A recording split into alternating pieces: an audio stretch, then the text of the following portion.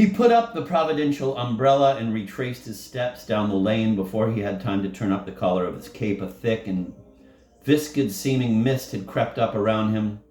In the failing light, the dirty window panes seemed opaque, as if thinly curtained with lead. Shivering, he huddled against a wall and studied his map again. Another footpath, branching off the one that had brought him there, would take him across the former allotments and bring him out within 10 minutes, he calculated, at the back of the convent.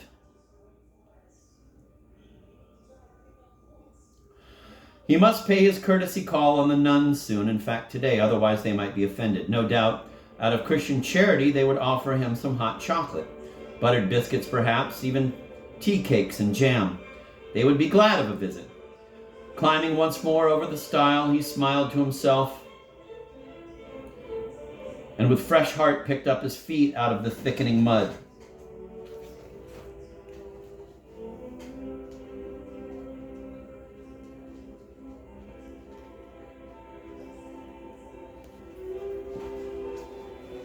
The parlor in the convent was both stuffy and cold and smelled mysteriously of congealed gravy.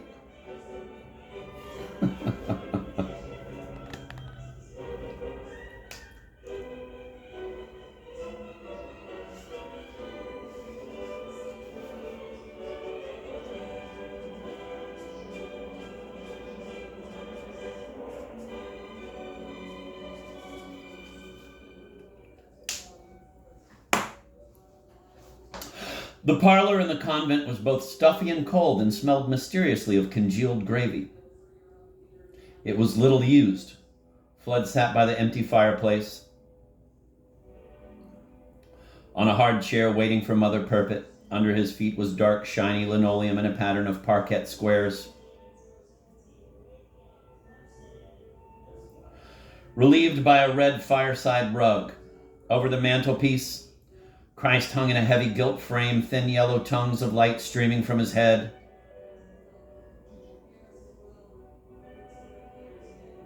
His ribcage was open, neatly split by the Roman spear, and with a pallid, pointed finger he indicated his exposed and perfectly heart-shaped heart.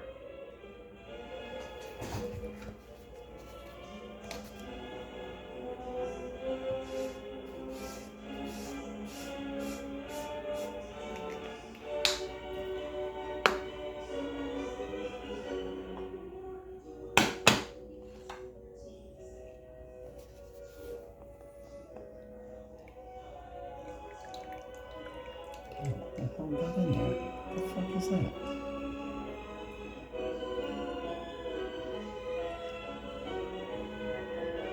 What is that?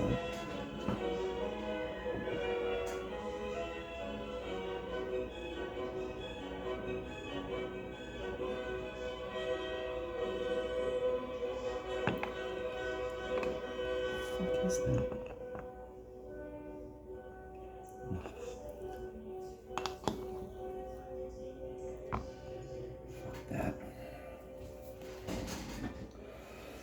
Against the far wall was a big heavy chest with a stout-looking iron lock.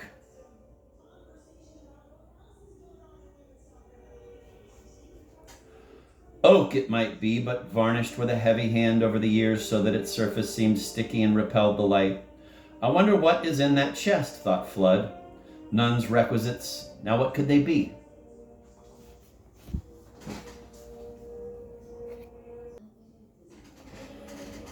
Against the far wall was a big, heavy chest with a stout-looking iron lock. Oak it might be, but varnished with a heavy hand over the years so that its surface seemed sticky and repelled the light.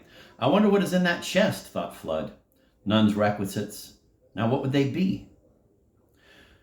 Tired of waiting, he shifted on his chair. The chest tempted him. His eyes were drawn to it, back and back again.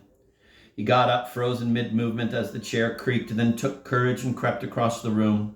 He tested the lid of the chest. Gingerly, it didn't give. He shifted it an inch to see how heavy it was. Very. There was a footstep behind him. He straightened up, smiling easily. Mother Perpetua cleared her throat, too late to give a friendly warning, but just in time to make a point. Then crossed to the tall, narrow windows and drew the curtains. Night's drawing in, she observed. Fludd said. Our clothes, Perpet said. She indicated the chest. It is our clothes that we brought with us when we left the world. I keep the key. About your person? Perpet declined to answer. It is a responsibility, she said, overseeing the welfare of so many souls. So you are both headmistress and superior of the convent, are you? Perpet tossed her veil as if to say who else could do it. Father Fludd studied the chest. Could I look into it, do you think? He asked. Oh, I don't think so. Is there some rule to forbid it? I should think there is. Is it your nature to assume so? I must. Suppose the bishop were to find out. Mother Perpetua came up behind him and stooped over the chest, proprietorially. Then she cast an eye up at him sideways from behind the jutting edge of her headdress. It was as if a blinkered horse had winked. Still, Father, I suppose I might make an exception. I suppose I might be prevailed upon. After all, Fludd said, there cannot be any harm in looking at empty clothes, and there must be some curious modes in that box. Perpetua patted the lid of the chest. She had a large hand with prominent knuckles. I could gratify you, she said. Your curiosity. After all, she eased herself to the vertical and let her eyes wander over him. I suppose the bishop's not likely to hear of it if you don't tell him, and I don't. She slid a hand into the folds of her robes below the waist and fumbled there and presently drew out a large, old-fashioned iron key. It must be a weight for you to carry about, Fludd observed. I can assure you, Father, it is the least of my burdens. Mother Perpetua fitted the key into the lock. Allow me, Fludd said. He wrestled with the lock. At first, no success. It is not often opened, Perpetua said. Once a decade is as much. There are not many vocations these days. Fludd knelt and applied force. There was a grind, scrape, click, and it gave at last. He raised the lid of the chest with a slow reverence, as if he might find human remains within, which indeed he thought you might say that I do, for in this chest are the remains of all worldly vanities. Did not Ignatius himself compare those in religion to the dead when he enjoined on them obedience, each to their very own Mother Perpetua? Each one, said the saint, should give himself up into the hands of his superiors, just as a dead body allows itself to be treated in any way whatever. Wow. At once a powerful smell of mothballs rose up. I'm not sure why we bother to preserve them whole, Perpetua said. It's not as if anyone is going anywhere in them. Fludd reached into the chest and lifted up the topmost garment, letting it fall out of its folds. It was a little white muslin frock with a sailor collar. Its wide skirt meant, he thought, just to clear the ankle. Whose would this be? I dare say Sister Polycarp's. She always claimed a fondness for the senior service. The nun plunged her hand into the chest and brought out a pair of navy blue shoes with 2 bar straps and waisted heels. Next came a navy blue serge suit of similar vintage, with a fitted waist and a bell-shaped skirt. Who's to know which is whose? Who's to know which is Who's to know which is whose? 3 came in together, more or less. They're of an age. Now then, what about this hat? Father Fludd took it from her and stroked the felt and pricked his fingers on the bunch of stubby, fierce-looking gray feathers.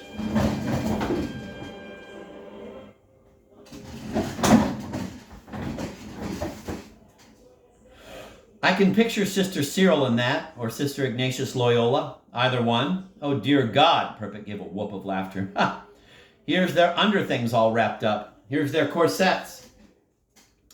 There were 3 pairs of corsets rolled together, 1 twill fit, 2 excelsior. Fludd held them up like a map of the world and let them unroll with a clatter. Perpet giggled. Oh, Father, she said, this is not for your eyes, I'm sure. She plunged her arm into the chest, ferreting around at the bottom. Dear God, she said, a hobble skirt. Well, that takes care of the 3 of them. Father Fludd picked out a straw boater and turned it in his hands. It had a dark blue ribbon.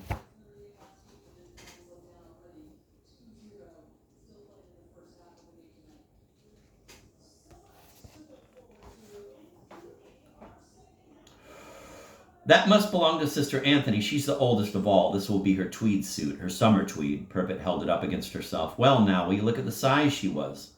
Almost what she is now.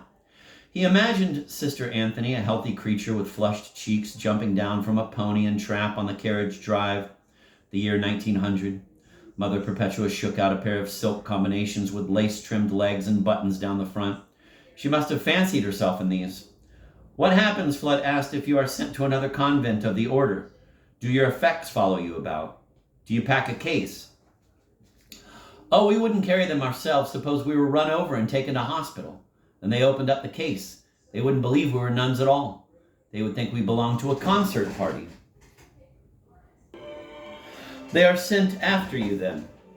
They come by the carrier, though I see, she said, sifting through what remained in the chest, that we don't have anything here for Philomena. Not that it's a loss, the kind of jumble sail tat that I imagine a girl like her would have been wearing when she turned up as a postulant.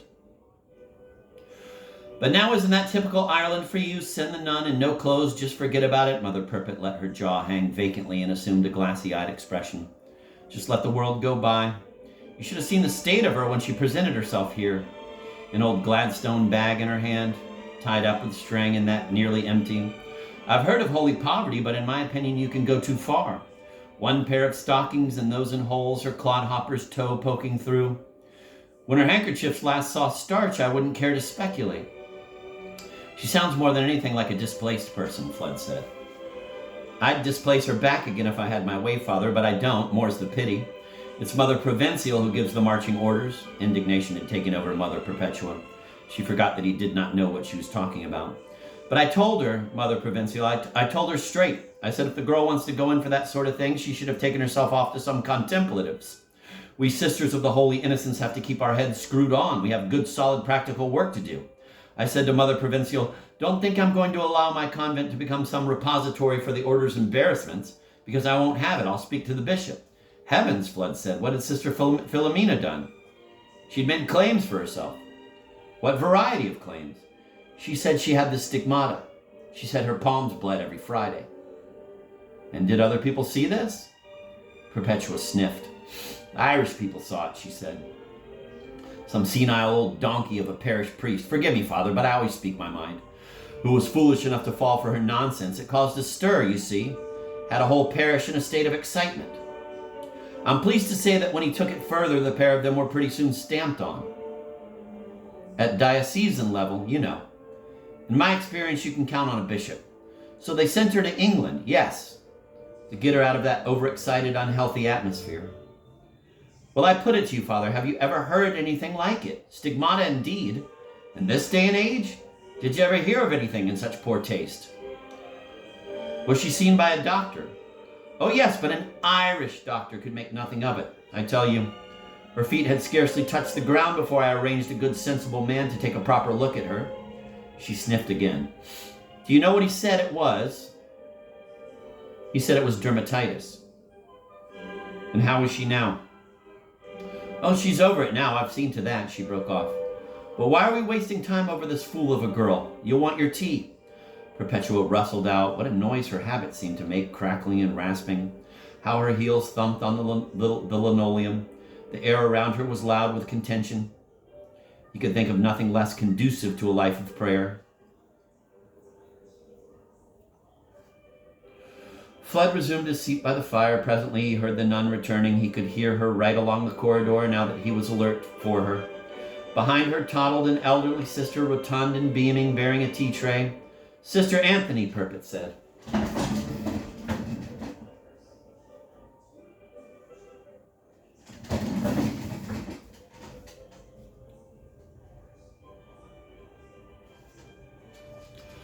How do you do, Sister Anthony? Well in Jesus Christ, and I'm pleased to make your acquaintance, Father. Won't you, with your youth and all, be a great help to poor Auld Onguin?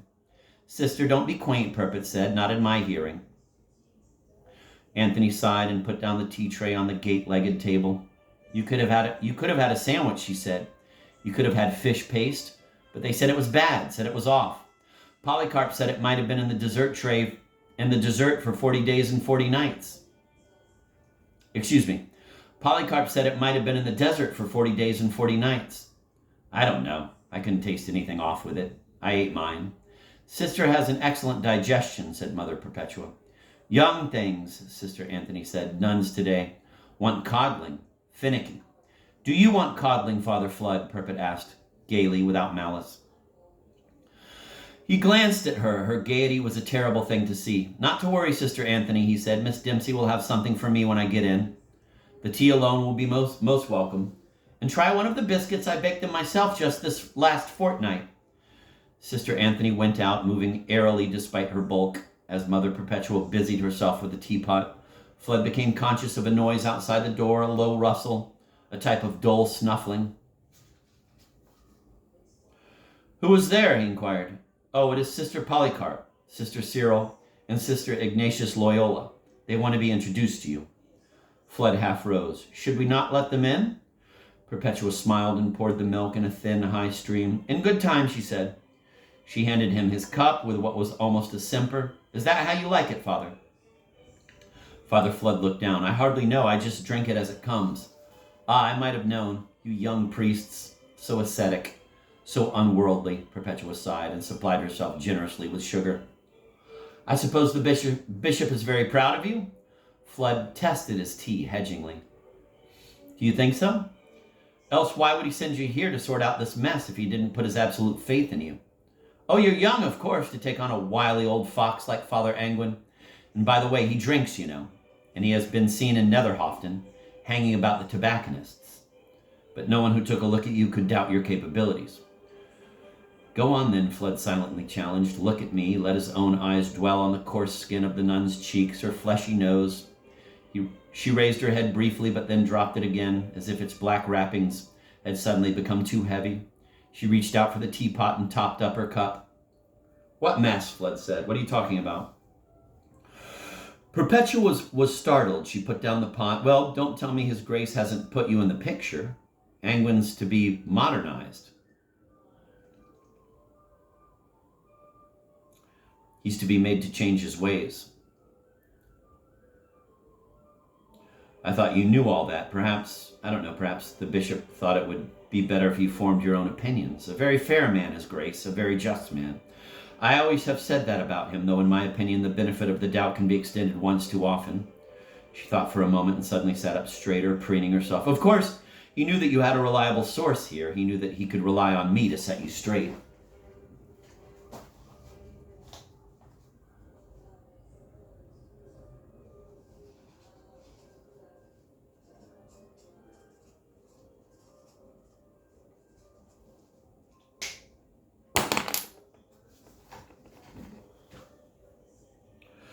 Father Fludd picked up one of Sister Anthony's biscuits. He bit into it, gave a cry of pain, and dropped it to his knee, whence it bounced to the floor and skittered under the table. "Holy Virgin," he said, "I have nearly broke my teeth." "Lord, I should have warned you, Father. We are all used to them. We have a little toffee hammer that we pass about to deal with them."